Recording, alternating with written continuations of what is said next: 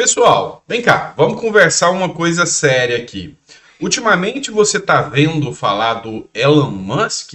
Será que o Elon Musk abandonou o Brasil, abandonou a luta, a batalha que ele tinha travado pela liberdade de expressão no Brasil? O homem sumiu, ninguém fala mais nada sobre isso. O Nicolas, a Carla Zambelli tentaram até reavivar, o Elon Musk para ele falar alguma coisa. Afinal, será que ele ficou com medo do Alexandre de Moraes? O que aconteceu nesse caso do Elon Musk? Pois é, vamos conversar sobre isso? Eu tenho um ponto de vista aqui e eu tenho uma análise sobre isso. Quem abordou o tema aqui, eu achei interessante e me fez dialogar com vocês sobre isso, foi a Gazeta do Povo. Elon Musk sumiu? O que se sabe sobre seu silêncio em relação ao Brasil? Alguma novidade, Elon Musk? Estamos ansiosos, esperançosos com o próximo capítulo pela luta pela nossa liberdade de expressão no Brasil. Postou o deputado Nicolas Ferreira no último dia 18, no X, dirigindo-se ao bilionário, dono da rede, que não se manifesta desde abril sobre o cerco à liberdade de expressão no Brasil. A questão foi feita pelo parlamentar com mais de 18 mil curtidas. Tem sido repetida por diversos usuários do X nas últimas semanas, curiosos sobre o silêncio repentino de Musk em relação às iniciativas de censura do judiciário brasileiro. Na sexta-feira, a deputada Carla Zambelli também tuitou sobre o assunto. Por favor, olhe novamente para o Brasil. Você iniciou uma revolução contra o mal no Brasil, mas depois que parou de tuitar, todos os processos recomeçaram. Ajude-nos. E aqui, cumpre lembrar que a Carla Zambelli falou isso aqui porque ela está com risco de ser presa, tá? Então, alguns jornais até noticiaram isso aqui como se fosse um pedido de socorro da Carla Zambelli. Ó, socorro que eu vou ser presa, me ajuda, tá? Vários jornais, inclusive o Metrópolis, tratou dessa matéria assim. Em abril desse ano, após divulgação do Twitter Files Brasil, que revelou um esquema de cumplicidade à margem da lei entre os tribunais superiores brasileiros e o Twitter, na censura a usuários, o empresário fez críticas incisivas ao ministro Alexandre de Moraes, figura central do judiciário brasileiro, nessa relação promíscua, causando temor na esquerda quanto às consequências internacionais da perpetuação dos abusos. Tornou-se com isso, por algumas semanas, a principal esperança da direita brasileira na luta pela restauração da democracia no Brasil. Há quase um mês, contudo, Musk não aborda o tema. Seu último Twitter, com alguma referência à situação, é do dia 3 de maio, quando, comentando o anúncio de uma entrevista com o ex-presidente Jair Bolsonaro, no Space, plataforma de lives do X, ele escreveu, abre aspas, se você concorda com o Bolsonaro ou não, o povo brasileiro tem o direito de ouvi-lo falar. De lá para cá, Musk chegou a se referir ao Brasil para pedir doações para as vítimas da tragédia no Rio Grande do Sul, mas não fez mais nenhum comentário sobre os abusos do judiciário no Brasil. Pois é. Aí eu me pergunto, será que realmente o Elon Musk foi intimidado pelo judiciário brasileiro? Será que o Elon Musk ficou com medo? Ou simplesmente cansou? Não, quero mais saber desse negócio de Brasil, não. Que se dane o Brasil, esse povo aí não merece ter liberdade de expressão mesmo. Não vou nem me preocupar com isso. Ou será que ele foi comprado pelo judiciário? Fizeram uma proposta para ele e ele ganhou? Lógico que não, né? O cara tem dinheiro demais, né? Isso não vai acontecer. Então, assim, eu tenho um ponto de vista. O Elon Musk é um cara muito perspicaz. É um cara inteligente. Ele sabe a hora certa de agir. Ele sabe muito bem usar as regras do jogo e as estratégias. Cá entre nós, não dá para o Elon Musk se apresentar numa possível briga contra abuso e censura sendo um bolsonarista, uma tiete do Bolsonaro. Não dá para ser assim. Então o cara, para falar que a briga dele é pela liberdade de expressão e não uma briga política, ele tem que saber a hora certa de agir. Não adianta ele ficar o tempo inteiro só nessa briga de vai e não vai com o judiciário brasileiro se ele sabe que tem coisas importantes? Ele delegou ali a responsabilidade, de certa forma, ao Congresso norte-americano, que já está investigando a situação, e também vai ter uma audiência até no Brasil, onde o Elon Musk vai se manifestar. Então, estrategicamente falando, o Elon Musk está certinho. Eu não acho que ele tem que ficar de 5 minutos tweetando, até porque ele vai perder a credibilidade. Ele tem que preparar, sabe, um momento certo, e quando tweetar e quando falar, que seja assuntos concretos. Pelo menos eu tenho essa visão sobre o ponto de vista de estratégia. E aí, o que você acha? Concorda ou acha que ele realmente desistiu? Coloca no comentário pra gente saber aí sua opinião, beleza? Vamos lá, vamos falar agora do Tarcísio de Freitas. Para surpresa de 0 pessoas, ninguém foi pego de surpresa, o PT estuda, né, entrar com ação no STF para questionar as escolas cívico-militares e o plano de Tarcísio. Quem fez essa publicação foi o Bruno Zambelli, que escreveu o seguinte: é de conhecimento comum que o PT tem uma postura desfavorável em relação à educação. No entanto, o fato de judicializar um projeto que foi aprovado por nós deputados da Alesp e sancionado por um governador de estado é simplesmente surreal. É antidemocrático.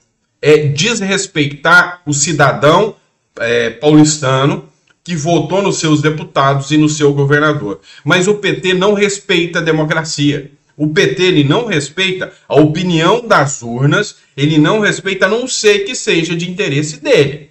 É simples assim.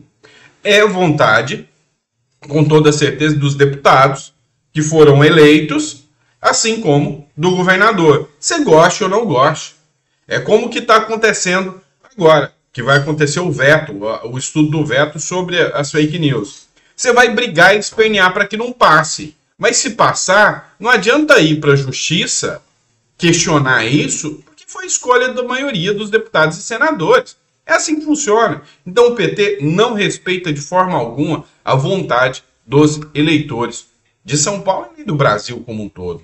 E essa estratégia de judicialização de tudo, a gente já falou sobre isso muitas vezes.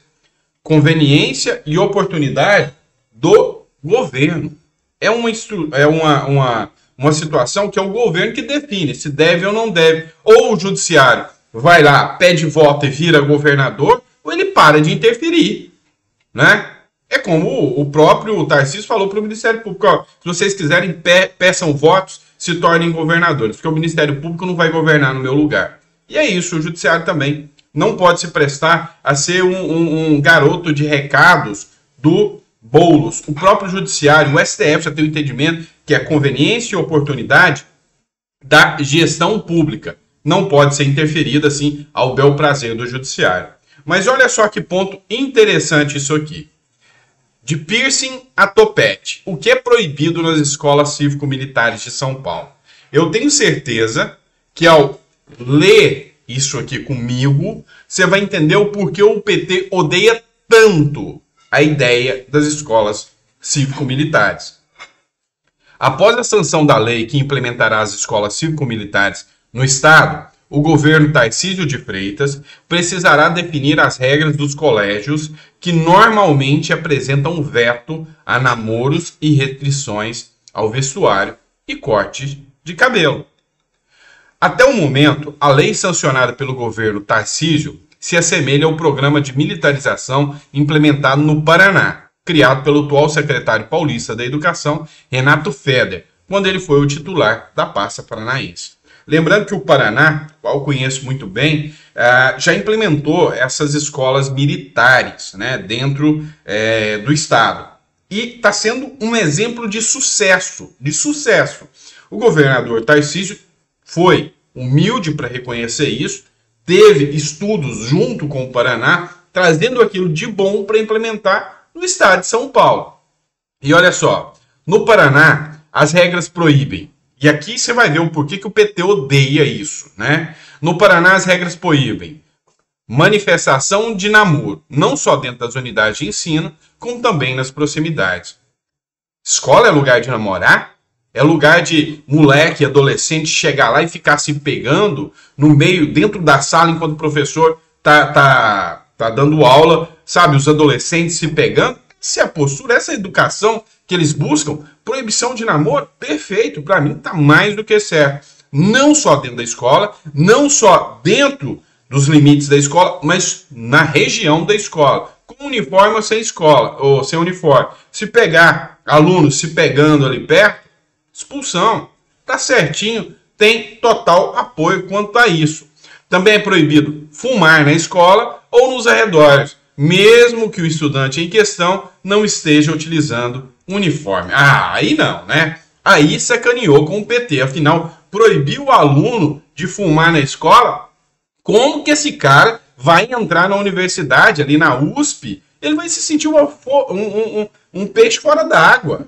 Afinal, ali na USP, a marihuana corre solta, não é? Então o cara vai sair da escola sem fumar, respeitando regras. Ah, mas aí é lógico que vai incomodar, não é? Ó, tem mais, não acabou por aí não. É obrigatório aos alunos o uso diário do uniforme, né? Composto por calça, camisa social, boina. A camisa deve ser utilizada sempre dentro da calça, enquanto os sapatos e cintos precisam ser da cor preta. Tudo com regra. Regra é o que falta nesse Brasil. Regra. Nas escolas cívico-militares paranaenses são vedadas fotos e gravações de vídeos e áudios sem autorização dos professores. Também é proibido o uso de piercing, alargadores de orelha, mesmo que cobertos por esparadrapos ou curativos. Colares, pulseiras, relógios, anéis e tornozeleiras podem ser usados, desde que de forma discreta e sem que ofereçam riscos à segurança dos alunos. As alunas devem manter os cabelos presos, com coques, tranças ou rabo de cavalo, e só podem pintá-los se mantiverem uma cor discreta, semelhante à natural. Não são permitidos adereços chamativos, como o tererê, que utilizam enfeites coloridos. As normas descumpridas podem resultar em advertências aos estudantes. É exatamente o que falta no Brasil. E eu vou além. Tinha que seguir o exemplo do Japão. Um dia por semana tinham que ser os alunos que fizessem a limpeza. Vai lavar vaso, vai lavar o chão, vai tirar o lixo para fora. Um dia por semana, cada turma ia ter que ir revezando, cada um com a obrigação em relação à escola para aprender a ter responsabilidade para o que é do outro. Lá no Japão são os alunos que servem os lanches. Isso é uma disciplina da aula. Pois é isso que o Brasil precisava. Mas parece que é uma aversão, há uma aversão aí do PT sobre isso. O que o PT não faz é entrar com ação no STF quando um professor apanha. Aí ele não entra com ação, não. O que o PT não faz é entrar com uma ação no STF quando se descobre que tem cena de sexo de aluno dentro da escola. Isso aí tá aos montes nas redes. Ou briga onde um adolescente acaba perdendo a vida dentro da escola ou na porta da escola. Coisa mais comum de acontecer no Brasil. Pois é. Parece que é certo ser errado e é errado ser certo no Brasil. Pelo menos essa é a sensação que nós temos ao ver um absurdo desse por parte do PT. Quer falar em absurdo? Do PT? Do Lula? Vamos falar outra aqui para vocês. Matéria do Globo. O governo tenta manter saidinha de presos com aceno à oposição e busca por evangélicos. A sanha do PT em manter a saidinha dos presos, né? E aí, eu digo para vocês, são vários crimes que acontecem cometidos por presos em saidinha. Parece que para eles é interessante ver bandido na rua e o cidadão preso dentro de casa com medo. Não faz sentido. Temendo uma nova derrota no Congresso com a derrubada do veto feito pelo presidente Luiz Inácio Lula da Silva ao projeto que restringe as saidinhas dos presos, o governo aumentou a ofensiva na tentativa de manter a decisão do chefe do executivo. O movimento inclui um aceno à oposição sobre a punição à disseminação de fake news, conversas com o corpo a corpo da bancada evangélica e atuação de ministérios. Vamos lá. O que está rolando? O governo do PT está querendo derrubar o veto do Bolsonaro que proibia prisão por suposta fake news. Até porque não se sabe quem é que vai dizer o que é fake news ou não. Isso é uma arma do governo contra opositores. Todo mundo tem medo disso. Já por outro lado, o governo criou uma força-tarefa para manter o veto do Lula, para manter as saidinhas de presos. E o que está acontecendo? O governo está articulando para votar a criminalização das fake news. Por outro lado, ele está negociando com o pessoal da oposição, com a ala mais bolsonarista, para que eles apoiem a saidinha, ou seja, mantenham o veto da saidinha para que os presos possam ter a saidinha. Em troca, fake news não vira crime. Pois é. Sabe, é um toma lá da cá, assim, que preocupação mesmo do que é bom para o Brasil, a gente não vê muito, não. Né? A gente não vê muita coisa preocupando com o Brasil mesmo. A gente está vendo os estados fazendo isso, colocando escolas cívicas militares, enfim, mas na prática mesmo, ali a Câmara dos Deputados virou um xadrez, um tabuleiro de ganha e perde. Ou seja, quem ganha são sempre eles, quem perde é sempre o povo brasileiro e ponto. É o que o Brasil se tornou hoje em dia, não é? Vergonha tudo isso, mas fazer o quê, né? É o nosso Brasil, tá bom? Obrigado, pessoal. Prazer sempre estar aqui com vocês. A gente volta daqui a pouco com mais conteúdo para vocês. Abraço.